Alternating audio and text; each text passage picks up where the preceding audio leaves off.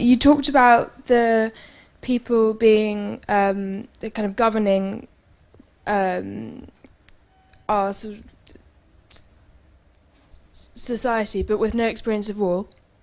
And I was interested to see whether you thought there was a direct link between how we have our impressions of war and the media's portrayal of war, in particular through like photography in papers and as such. That sounds as if it's to me, is it? Yeah.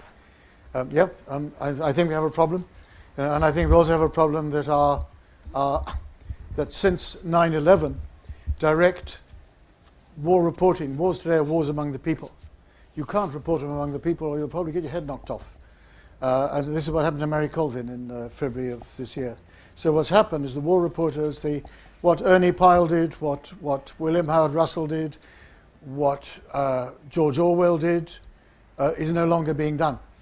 And we live in a world of many platforms and multimedia, but we are less and less aware of the reality of war.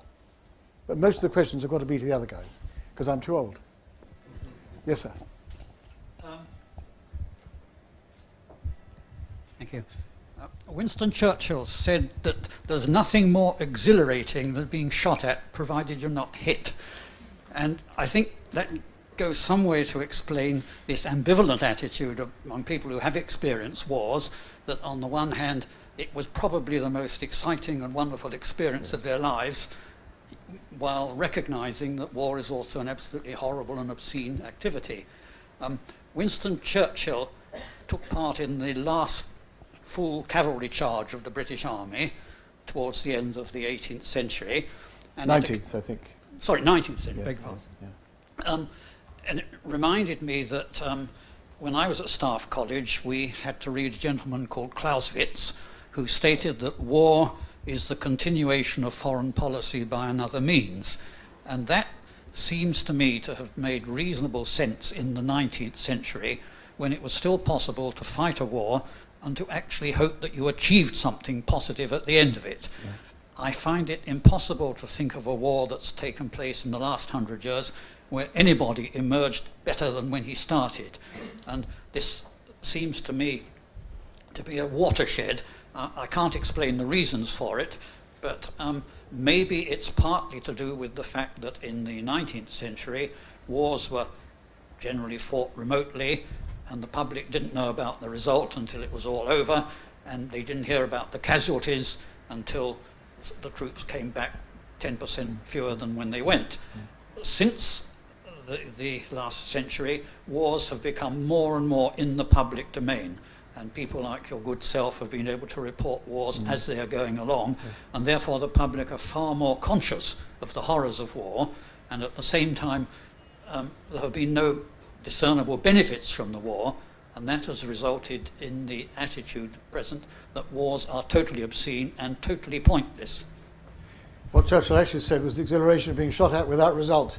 Did you enjoy being shot at, Patrick? Yeah, I think at the risk of and at the risk of it kind of seeming like a kind of mutual writers backslapping each other, one of the breathtaking things to my mind about Ben's book was that he has captured an authentic voice of soldiers, which is Western societies have volunteer armies, and there are various motivations.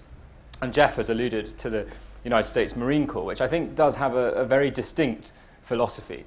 I don't think, certainly in my experience of the British Army, people joined because they wanted to kill people, but they joined, many of them, because they wanted to test themselves against something.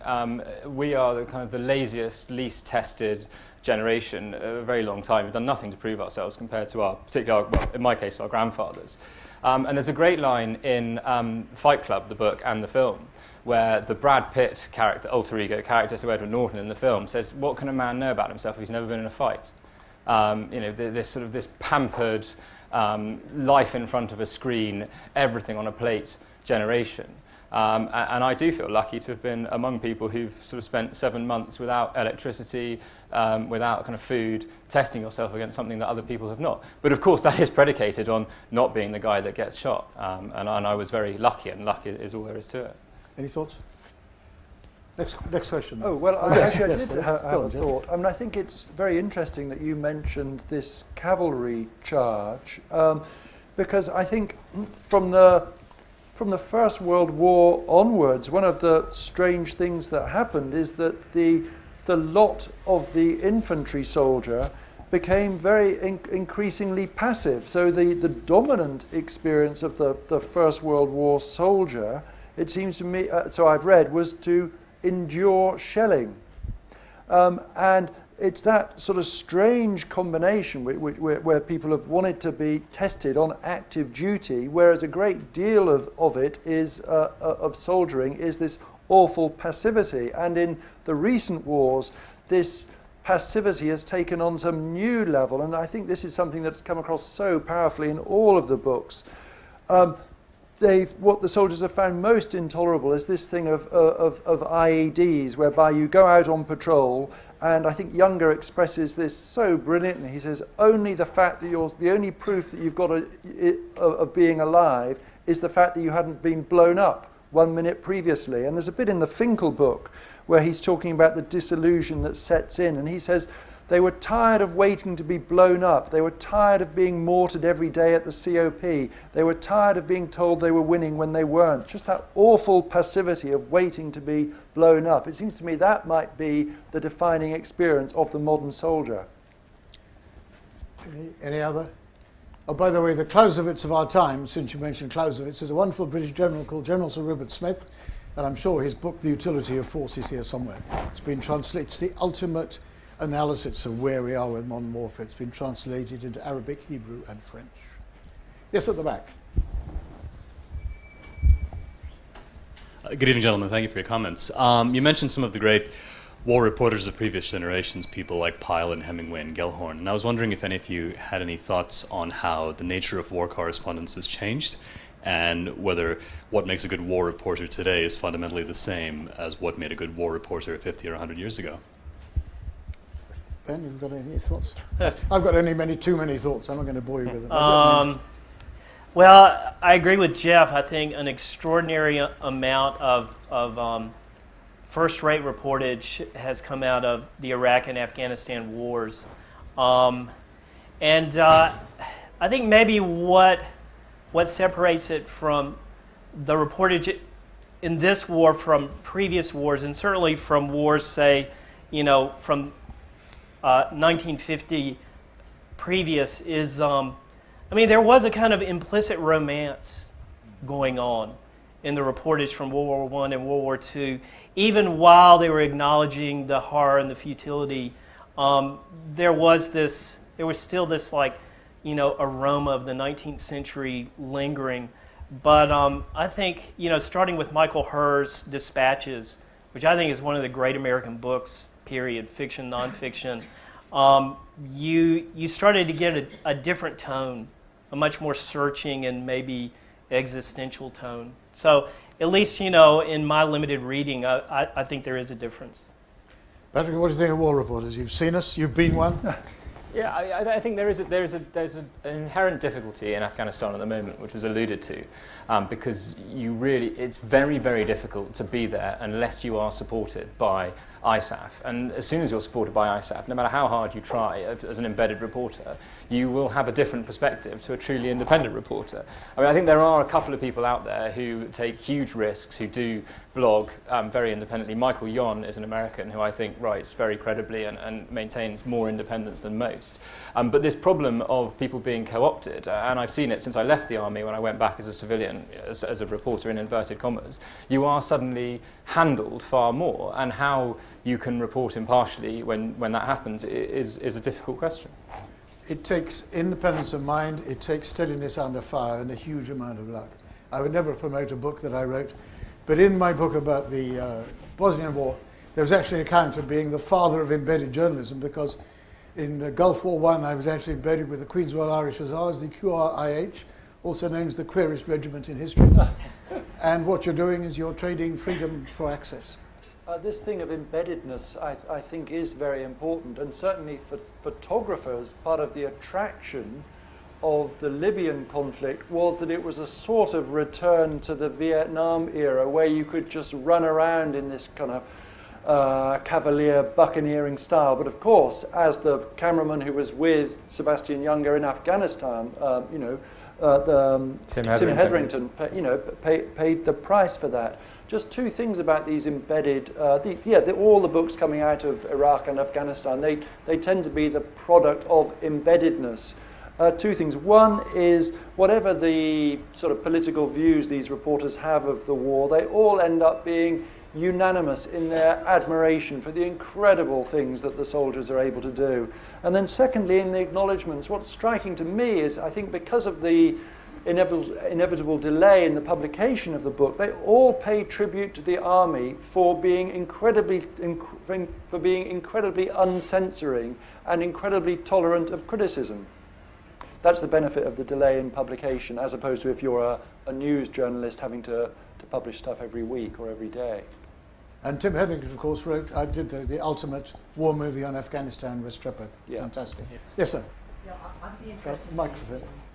I'd be interested in everybody's perspective on the relationship between the military and government. Martin alluded to the fact of now governments who have never experienced war sending people out to war. On the other hand, we wouldn't want a pet soldier in the cabinet. So what would we ideally like to see from the perspective of the army, reporters, Well, first of all, I want to see independent-minded MPs who are not going to be conned and voting to a war which is fought on the basis of a falsehood. That's for a start. And I would like ministers who listen to the chiefs of staff, and then we can go somewhere. The dangerous ones are the messianic ones who have faith in themselves, and we should have learned enough lessons these last years. But that's enough from me. You've got any thoughts, Ben? Yeah, talking about messianic leaders, I mean, yes. Oh, you've heard this story. About George Bush telling a group of ministers who came to the governor's mansion in Texas, he said, well, God, wants me to run for president. I think I have a mission. And, I mean, that's the most... And then, I mean, on top of that, this is a man who actively avoided combat in Vietnam, along with virtually everybody else in his cabinet and in his inner circle.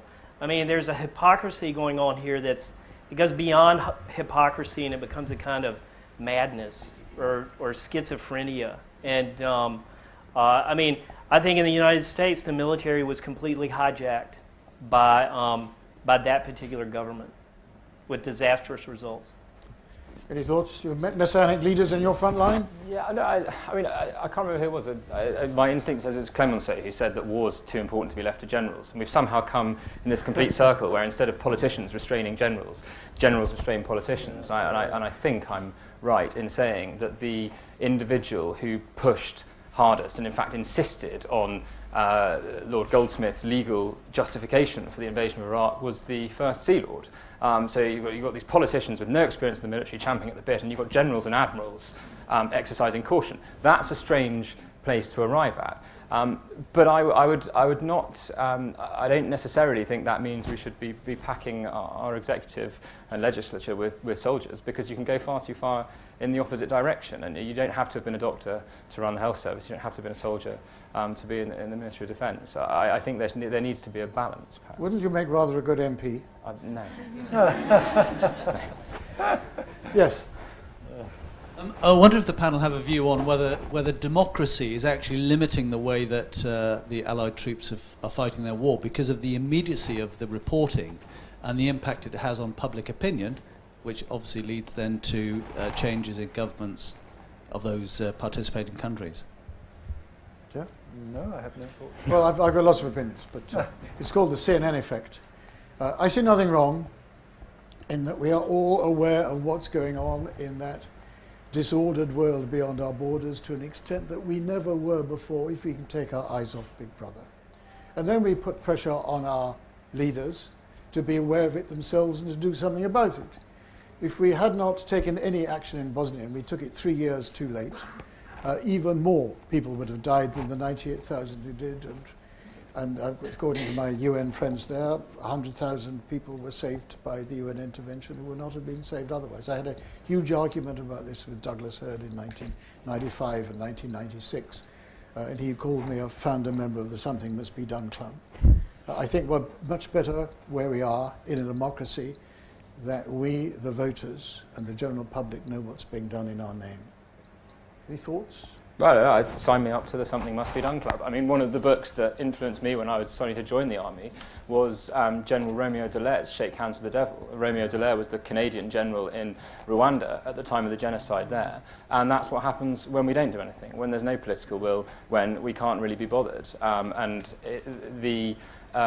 Liberal interventionists, to give a label, are a kind of dying and endangered species at the moment, because the cry is there is no money and we never succeed and it's too messy and it's too difficult.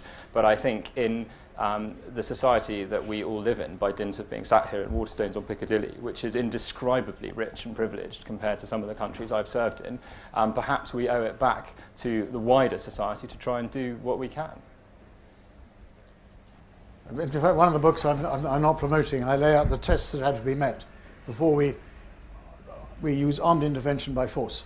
And we're facing this problem with Syria, we face in Libya. First, it's got to be legal under the United Nations, the Charter or an authorizing resolution. Second, it's got to be proportionate, and lobbing weapons of shock and awe into a marketplace near Baghdad does not come in that category.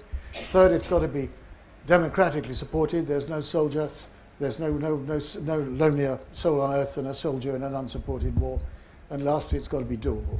The doability is the problem in Afghanistan. Yeah. One more, says the boss. Yes. Come to the microphone at the front, please. Hi. I'm wondering what you guys think of the future of military conflict, because I feel like the 20th century is very much like nation states going at war against each other. And I don't know, I think that militaries are studying, how to deal with environmental catastrophes and mass migrations of populations and the kind of fallout of globalization. And I wonder if, what your thoughts are on, how wars will be fought in the future, whether it'll, how to contain populations or the, Patrick, are there any officers here? Well, I mean, Martin's already alluded to General Rupert Smith's Utility of Force, which I think envisages a future in which those discrete battlefields where you're in uniform and I'm in uniform and we're against each other, they are a thing of the past. And all future conflict, be it full-scale war, be it counterinsurgency, be it low-level conflict management, will be among the people. And I think that's the challenge, is for militaries to diversify their skill base and to be sufficiently adaptable so that they can do that. And actually, and obviously I would say this, but we have come in for sustained criticism, but when you look at the challenges that various Western armies have faced in what they've done in the last 20 years, I think they've actually acquitted themselves in a number of circumstances quite well, given that the challenges they were facing were not what they trained for, not necessarily what they envisaged, and not what they were designed for. Future war, Ben? I really don't know enough about it to comment. It hasn't happened yet, obviously. Sorry, I'm saying All I can say is, and I've been an awful lot, we can't afford a future like our past. The world is changing very fast. Civilians are at the heart of all wars now. The civilianization of casualties is something that is observable in my experience. I think in the Great War, as far as we know, the ratio of military casualties to civilian was 90-1. What have we done to 10? What have we done in the nearly 100 years since we've managed to turn it around?